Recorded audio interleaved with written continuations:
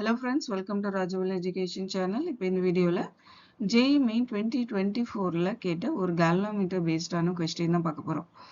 galvanometer topics நல்லா பார்த்துக்கோங்க. So அதுலேருந்து அந்த equation, galvanometer equation and conversion of galvanometer to voltmeter or conversion of galvanometer to ammeter.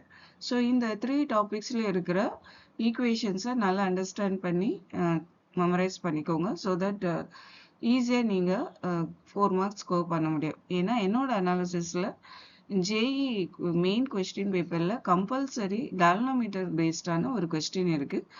So JE main 2024ல் கேட்ட ஒரு கொஸ்டினோட answer தான் இப்போ பார்க்க போகிறோம். வாங்க கொஸ்டின்குள்ளார போகலாம். இப்போ கொஸ்டின் பார்க்கலாம். A current of 200 microampere deflects a coil of a moving coil galvanometer through 60 degree. The current to cause deflection through pi by 10 radians.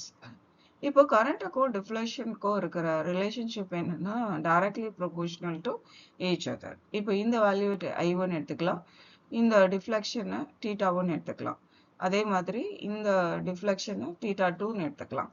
இப்போ θ2 பை பை 10ல கொடுத்துருக்காங்க. ஸோ இதையும் பை டேர்மில் நம்ம கன்வெர்ட் பண்ணிக்கணும். ஸோ பைன்றது 180 by 3 is equal to 60 degree. அப்போது θ1 by by 3ன்னு எடுத்துக்கலாம். இப்போ இதோட ரிலேஷன்ஷிப் டைரக்ட்லி ப்ரொபோர்ஷனலாக இருக்கிறதுனால நம்ம I1 by I2 is equal to θ1 by θ2ன்னு எடுத்துக்கலாம். இந்த வேல்யூஸ் எல்லாம் இதில் சப்ஸ்டியூட் பண்ணுவோம்.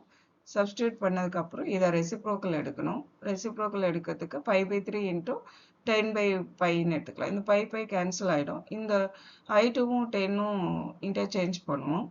இப்போ 0வை கேன்சல் பண்ணிக்கலாம். இந்த 3 இந்த பக்கம் கொண்டு வந்தோம்னா 20 into 3 is equal to I2ன்னு கிடைக்கும்.